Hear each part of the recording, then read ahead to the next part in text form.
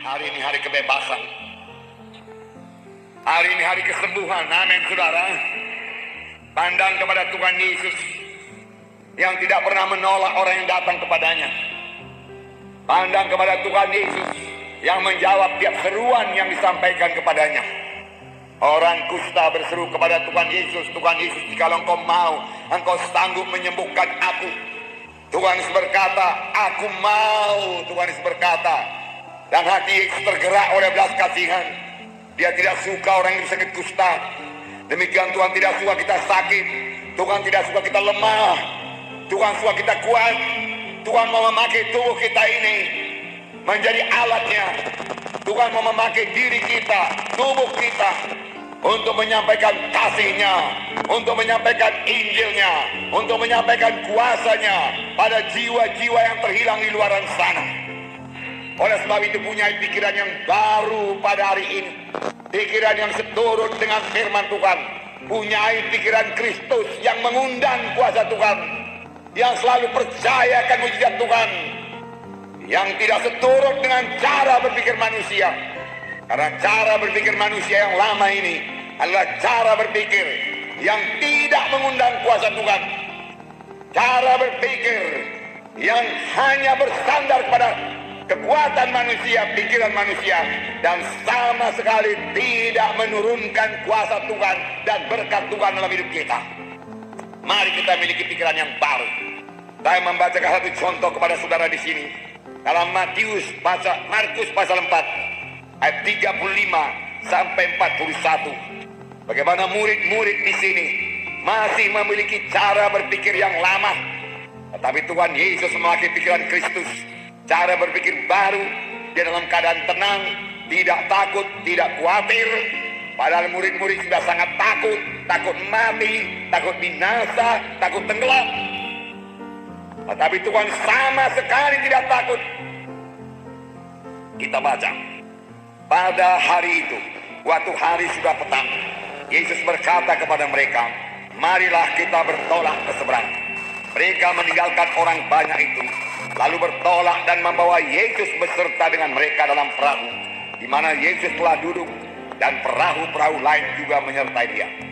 Lalu mengamuklah taufan yang sangat dahsyat, dan ombak menyembur masuk ke dalam perahu, sehingga perahu itu mulai penuh dengan air. Pada waktu itu Yesus sedang tidur di buritan di sebuah tilam. Maka murid-muridnya membangunkan dia dan berkata kepadanya, Guru, engkau tidak peduli kalau kita binasa? Ia pun bangun, menghardik angin itu, dan berkata kepada danau itu, diam, tenanglah. Lalu angin itu reda, dan danau itu menjadi teduh sekali. Lalu ia berkata kepada mereka, mengapa kamu begitu takut? Mengapa kamu tidak percaya? Mereka menjadi sangat takut dan berkata seorang kepada yang lain, siapa gerangan orang ini hingga angin dan danau pun taat kepadanya? Perkataan Yesus berkuasa.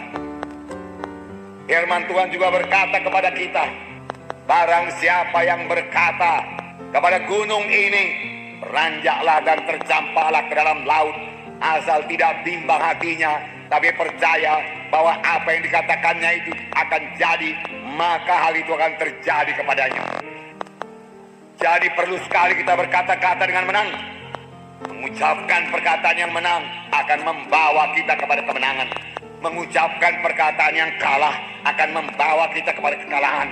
Tuhan menghendaki kita menang, tetapi Tuhan menyerahkan kepada kita supaya kita bertindak untuk hidup berkemenangan melalui iman kita dan melalui ucapan kita. Perkataan Tuhan sangat berkuasa. Jadi seharusnya murid-murid harus percaya bahwasanya kalau Tuhan Yesus berkata pergi ke seberang, itu berarti pergi ke seberang. Sampai ke seberang, setan tidak bisa menghalangi.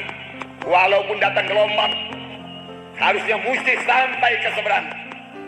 Tapi di sini kita melihat mereka meninggalkan orang banyak itu lalu naik perahu dengan Yesus beserta. Alangkah baiknya dalam perahu ada Yesus. Saudara butuh Yesus dalam kehidupan saudara. Mengharungi segala gelombang hidup ini perlu Yesus. Perlu bersama-sama dengan Yesus. Dan seharusnya kalau kita sudah bersama-sama dengan Yesus, jangan takut lagi. Kalau kita sudah bersama-sama dengan Yesus dan kita masih takut lagi, tanda pikiran kita masih pikiran yang lama, yang perlu dibaharui. Dan kenallah bahwasanya Yesus betul-betul dalam saudara.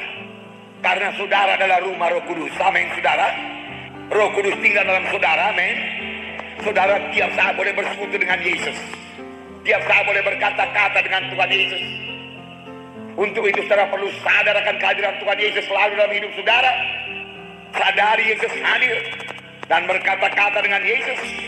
Itulah dia pikiran rohani. Amin, saudara. Pikiran rohani, tindakan rohani, ucapan rohani. Itu yang menurunkan kuasa Tuhan. Pikiran duniawi, pikiran lama, ucapan manusia lama, tindakan manusia lama tidak akan mengundang kuasa Tuhan, tidak akan mengundang mujizat Tuhan. Amin. Miliki pikiran yang baru dalam Kristus. Cara berpikir yang baru dalam Kristus. Miliki cara berpikir yang baru dalam Kristus. Puji Tuhan. Puji Tuhan. Oleh sebab itu Roma 12 ayat 2 berkata, saya membacakan kepada saudara. Roma 12 ayat 2. Janganlah kamu menjadi serupa dengan dunia ini, tetapi berubahlah oleh pembaharuan budimu, hingga kamu dapat membedakan manakah kehendak Allah, apa yang baik, yang berkenan kepada Allah, dan yang sempurna. Jangan menjadi serupa dengan dunia ini. Jangan berpikir serupa dengan pikiran dunia ini. Jangan bertindak serupa dengan tindakan dunia ini. Jangan berkata-kata serupa dengan kata-kata orang dunia ini. Ya, kalau kata-katanya baik boleh ikut. Tapi kalau kata-katanya negatif, kalau kata-katanya tidak membangunkan iman, bertentangan dengan iman, jangan ikut. Kalau kata-katanya tidak patut, jangan ikut. Kalau pikirannya tidak sesuai dengan firman Tuhan, jangan ikut. Kenallah itu, saudaraku. Baru pikiran saudara.